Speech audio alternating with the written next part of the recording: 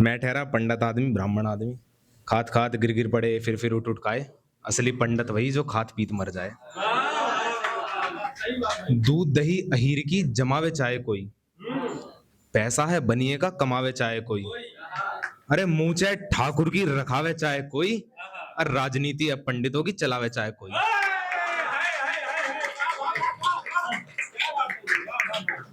बलिदानियों की इस महागाथा में बलिदान का एक पन्ना और जोड़ दो। हम कहते हैं हम हिंदुस्तानी हैं, हम किसी मजहब से किसी धर्म से वास्ता नहीं रखते। हम सबसे पहले हिंदुस्तानी हैं। बलिदानियों की इस महागाथा में बलिदान का एक पन्ना और जोड़ दो, या तो जीवन समर्पित कर दो इस देश को, या इस देश की बातें ही करना छोड़ दो। राम बधावर जी की चार पंक्तियां मुझे याद आती हैं कि जिनकी आंखों का मर गया पानी, प्रीतम भाई, जिनकी आंखों का मर गया पानी, जो उन्नति के सपने भी बुन नहीं सकते, वो इस देश की मिट्टी पर जान क्या देंगे, जो इस देश की बातें बैठकर सुन भी नहीं सकते।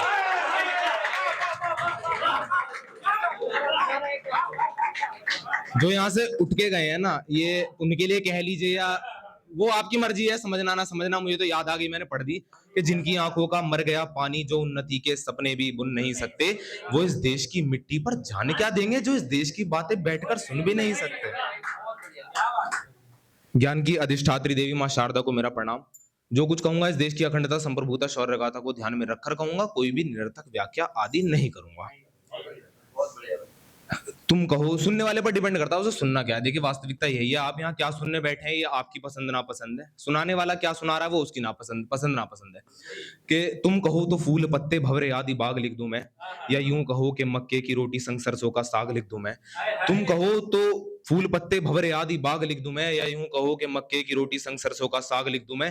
कहो तो किसी गरीब किसान की रोजी रोटी लिख दूं, या युद्ध लड़ता खून सना एक फौजी लिख दूं। अरे चाल चलन पर आहें भरता भारत का एक युवा लिखूं, या जलिया वाले बाग में लाशों से पटा एक कुआं लिखूं। किसी महबूबा के चक्कर में घर से घर निकाला लिखूं मैं, या माँ के फटे हाथों से मुख तक पहुंचता निवाला लिखूं मैं।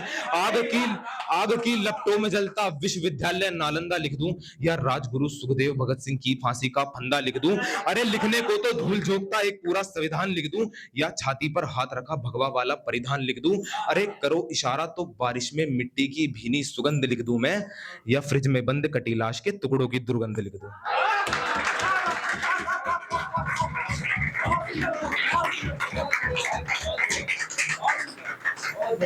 कटु सत्य है या चिकनी चुपड़ी बातों में मैं भी कर सकता हूँ प्यार मोहब्बत की बातें, और मैं मना भी नहीं करता कि गलत है, करनी चाहिए। इस प्रेम इस जीवन का आधार है, युद्ध इस जीवन का नियम है, ये मान के चलता हूं मैं तो। कि कटु सत्य या चिकनी चुपड़ी बातों में तुमको चुनना है क्या, आप ही तय कीजिए, आपको सुनना है क्या।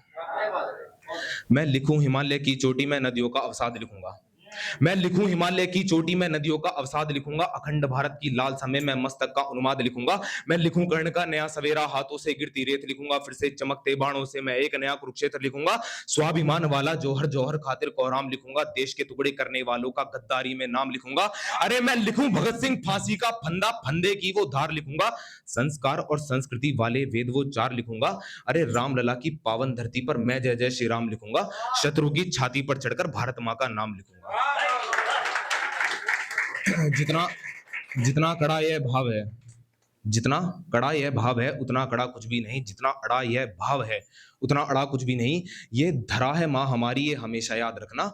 मेरे लिए इस देश से ज्यादा बड़ा कुछ भी नहीं।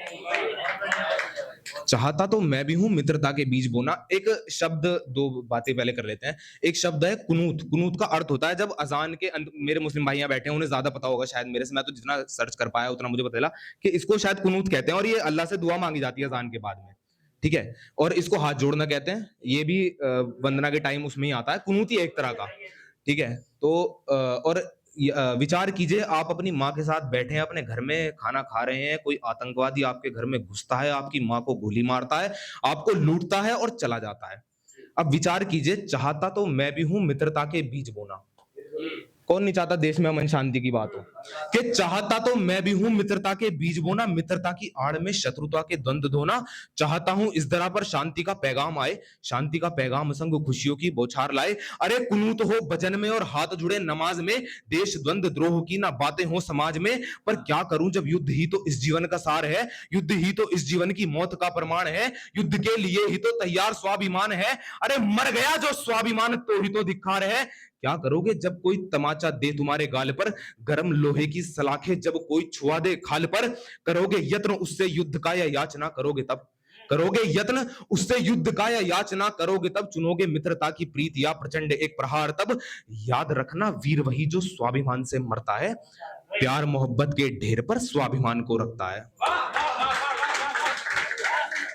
याद रखना, याद रखना वीर वही जो स्वाभिमान से मरता है, प्यार मोहब्बत के ढेर पर स्वाभिमान। आपके लिए आपके स्वाभिमान से ज्यादा बड़ा कुछ है क्या?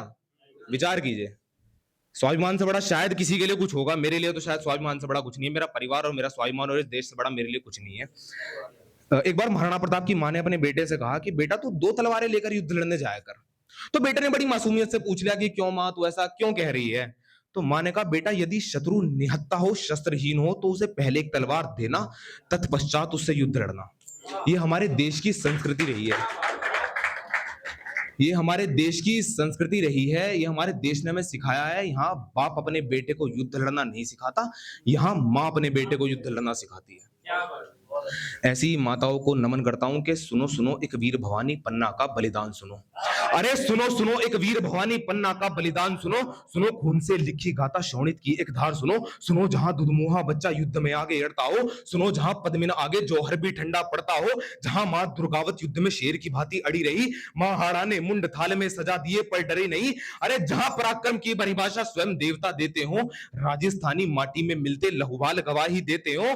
और जैसे मां काली रौद्र रूप में शंकर ऊपर खड़ी रही, वैसे मां लक्ष्मीबाई एक बच्चा लिए युद्ध में अड़ी रही। वैसे वैसे मां लक्ष्मीबाई एक बच्चा लिए युद्ध में अड़ी रही। जिनको नहीं पता, माता लक्ष्मीबाई ने अपना बच्चा अपनी पीठ पर बांध लिया था और फिर अंग्रेजों से युद्ध लड़ा था कि गंगा का पावन जल और जल से उगता सूरज है हम कौन है।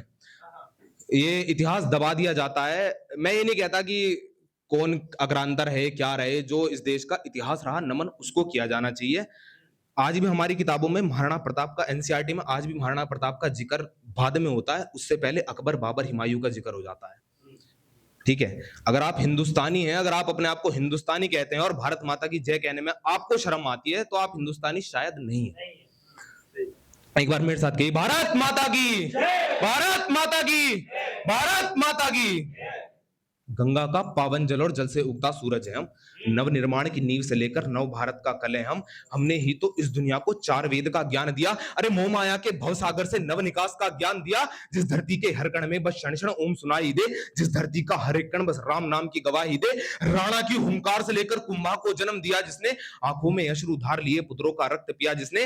पर याद रखा बस चेतक तुमने और राम प्रसाद को भूल गए। याद रहे महाराज रतन सिंह गोरा बादल को भूल गए। नमन किया मां पद्मावत को जौहर में थी कूद पड़ी। अरे याद रही वो महारानी 16,000 माए भूल गए मां काशीबाई बाजीराव मस्तानी जोड़ दिया।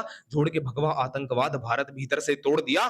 नाम आज वो गिना रहा हूं इतिहासकार जो भूल गए एक वीर भवानी मां पन्ना भी भूल गए।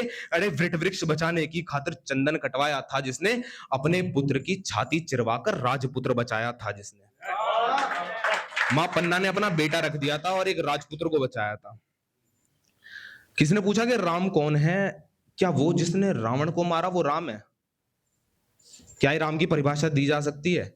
जो खाता बेर है शबरी के, जो मर्यादा में रहता है, जो पितृवचन की रक्षा हेतु बरसों वन में रहता है, जो एक प्रजा के कहने पर पत्नी को अग्नि देता है, जो वह धर्म रक्षा हेतु भाई की जान भी देता है। नीलकंठ जिनकी खातिर हनुमान रूप में आ जाए, शेषनाग खुद लक्ष्मण बन जिनके रक्षक भी हो जाए, जो ब्रह्मा के कुल से होकर भी जंगल में सोए हों, जो अपनी जीत का हर्ष छोड़ रावण की मौत पर रोए हों, वो राम है।